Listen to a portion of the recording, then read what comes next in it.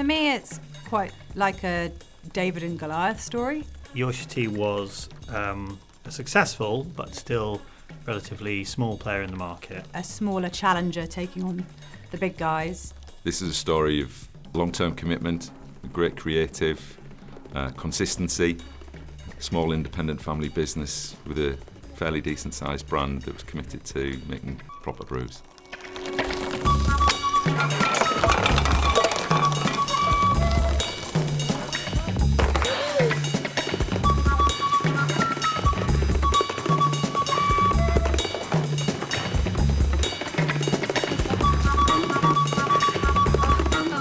In 2017, we were a fairly small brand. Yorkshire Tea is part of a small independent family business, and it was made in 1977. At that point in 2017, we were probably third, fourth in the marketplace. We had ambitions for growth. We wanted to grow steadily and stably. We wanted to get to number 2, but we had longer term ambitions to be number 1, but to get there in the right way. It's challenging for any FMCG brand to grow. Not just within tea, but more broadly. For us, there were 3 areas really that were really tricky to overcome, and the first one was we're in a declining category. Secondly, the competitive set. There's at least 2 really big brands in there. They've got big budgets, big businesses behind them, and we were fairly small with a small family business behind us, but willing to invest. And finally, probably the trickiest thing is tea is really habitual. People tend to drink the same brand of tea that they grew up with. They're often raised on that brand. They think of it as almost part of their personality.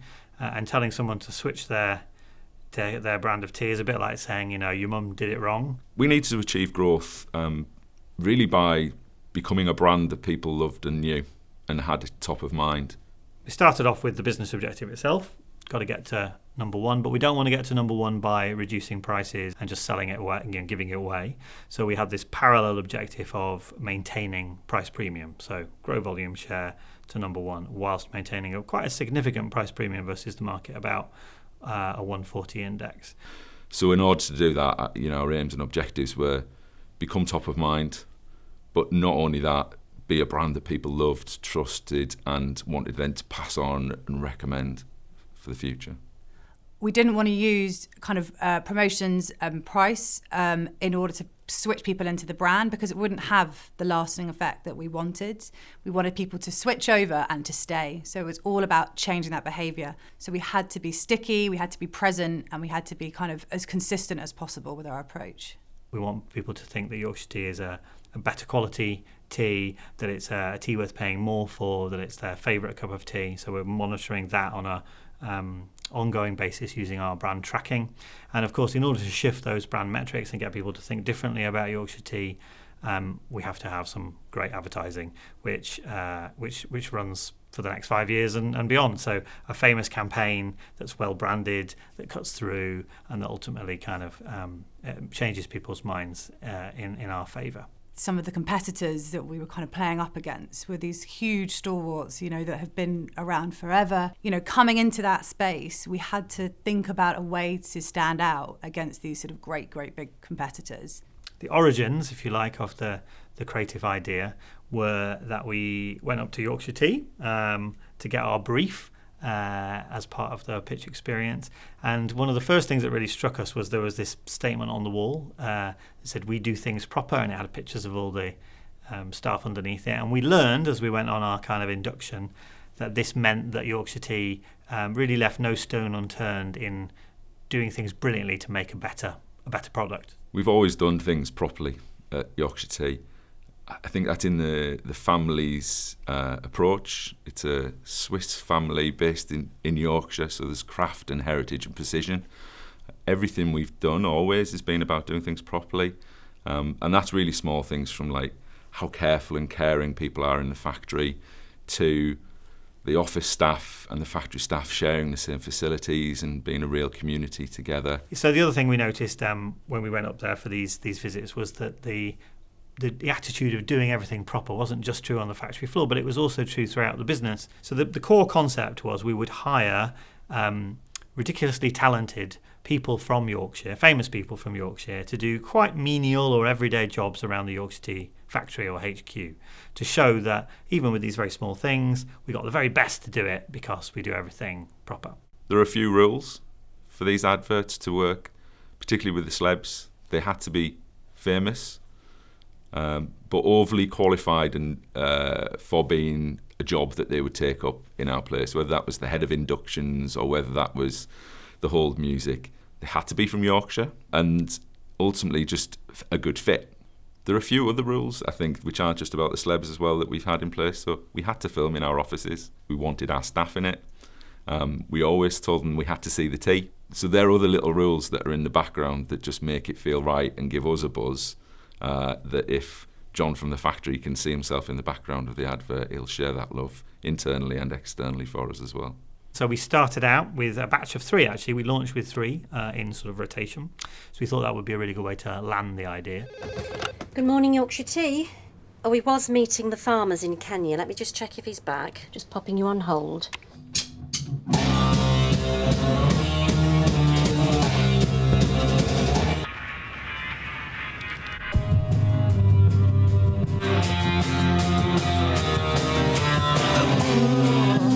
Thanks for holding. Putting you through. We had Parky doing our interviews, because who else is the best interviewer in the world? Would you like to come through, please? Next up, a man who's come all the way from Wakefield on the 36 bus. He's here today to convince us he's got what it takes to join our experts in the tea buying department. Welcome. Cup of tea? And then finally, we had the Brownlee brothers, who are our couriers, and as Olympic athletes, who better to have as couriers?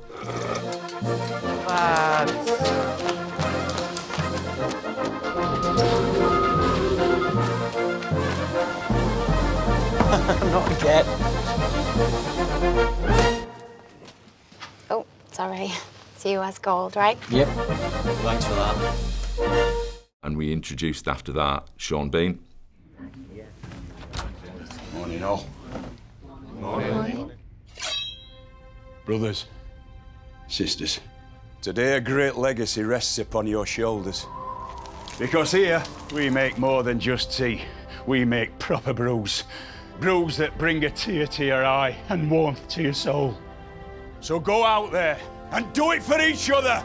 Do it for yourselves, but most of all, do it for Yorkshire!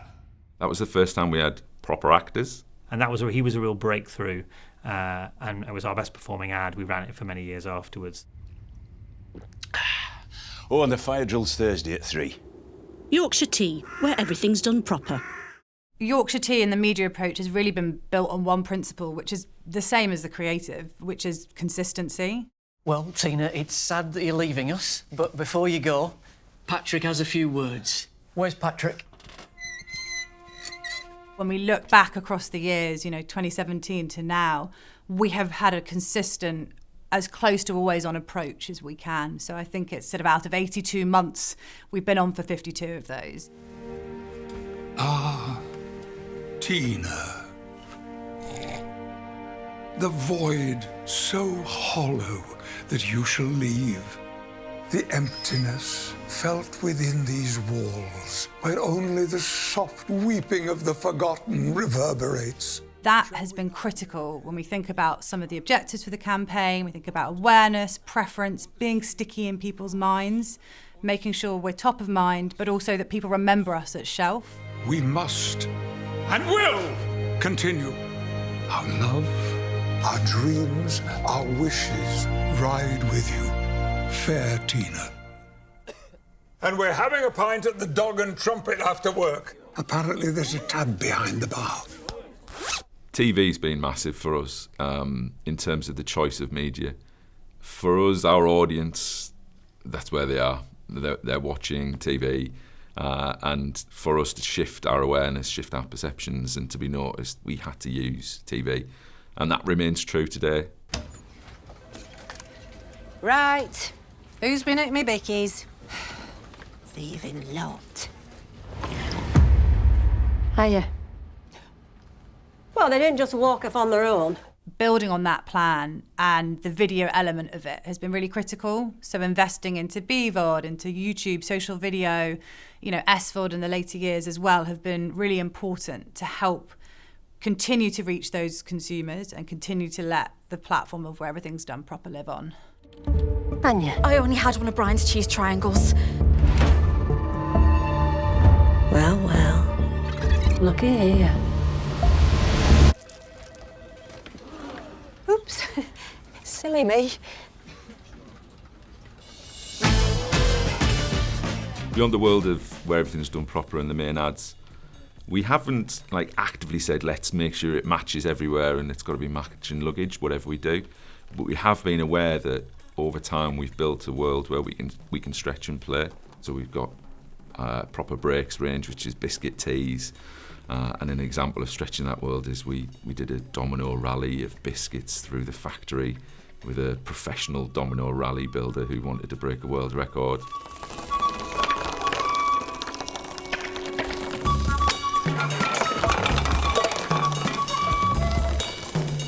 On the opposite side to that, we've always been committed to planting trees around the world. Or when we were in COVID, we realised that our world was just about having fun and letting people have a bit of light. Heading back to work?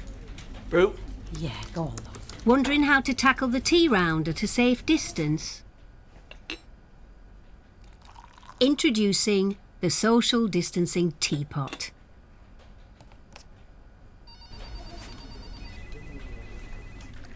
The results have been amazing. Obviously, our big top-line objective was to grow long-term market share, volume market share, and we did that. And there's a wonderful chart which I trot out at any opportunity, which just shows the volume line going up and up and up and up and up ever since the advertising started, whilst all the competitor lines kind of either stagnate or decline, which is glorious. We started with an ambitious goal of getting to number one, and the results have thankfully proven that. So we're number one brand in the UK. We've grown our market share significantly. I mean, today we're over 40% market share. But crucially, as I said at the beginning, we wanted to do that without cutting prices. And there's an equally good chart which shows our price premium versus the rest of the category, and that has been maintained at between sort of 135 and 140, which is a nice, significant price premium. From a results perspective, and when we think about effectiveness, the ROI for this campaign is very impressive. FMCG benchmarks actually don't pay back, but for this campaign in the short term, it absolutely does. It's sitting at around £1.20. But when you add in the long term, that goes all the way up to £4.70, which is really, really impressive for a campaign, of this ilk that has been running for so long. To see that kind of consistency and that payoff is absolutely brilliant. The perceptions of our brand have really changed as well. So people think that we're worth paying more for. They identify us as being doing things properly, and they can see that we're a quality brand that tastes the best. So all of those perceptions have really come through in the results as well. When it comes to the tracking of the advertising itself, I love the fact that we can clearly see an immediate shift in brand metrics. It started to happen very quickly. If you look at the brand image shifts, you really can see double-digit shifts over the 8 years of the campaign. So having got the econometrics back and really looked at how much incremental sales has advertising driven over this entire period, it's a really big number. But what's an even bigger number is if you work out how many tea bags that is, based on a standard 80 tea bag pack, it's about 1 billion extra tea bags, which is a nice round number. So we've managed to sell 1 billion extra tea bags over the last 7 to 8 years. The lessons that we've had is that you can change things, but it can still look and feel the same. And we've had to change some rules and some principles about the adverts, but we've not fundamentally changed what it looks like, how it sounds. So there are things that you can adapt slowly over time. I think a really important lesson for marketers is to be brave and to lean in when potentially others aren't. So we were blessed a little bit with the fact that competitors pulled back from spending whilst we were on air the last 8 years, and we lent into that. Competitors changed their ad ideas more times than I can count in this period. We kept ours, and it really has paid dividends. So there's a big lesson about consistency here. So, young man, tell me all about yourself. We love working with Yorkshire Tea. We love working with Taylors of Harrogate, which is the company that owns Yorkshire Tea, and we love working with everyone there. Long-term partnership allows honesty and challenge, but also allows you to build on what worked and keep building. and add to your success. The results of partnership like that across, Yorkshire Tea, Lucky Generals and Goodstuff is really important. Being able to trust one another, being able to challenge one another, and still come together and have a really brilliant result is really important. From a personal point of view, it's probably the campaign I'm proudest of in my career. And from a results point of view, I've honestly never had a chart to show like the Yorkshire Tea sales chart. So it never gets old showing that chart. It's pretty unique to have been part of this journey and for it to continue. It's a very rare, and I think we're all fortunate if you get a celebrity into your office and you get to have such an experience as that to create an ad. But then you get to have loads of fun outside of that. So yeah, it's pretty amazing, pretty unique experience to be part of, and it generally is the most buzzy, enjoyable job that you could have. Yorkshire Tea, where everything's done proper.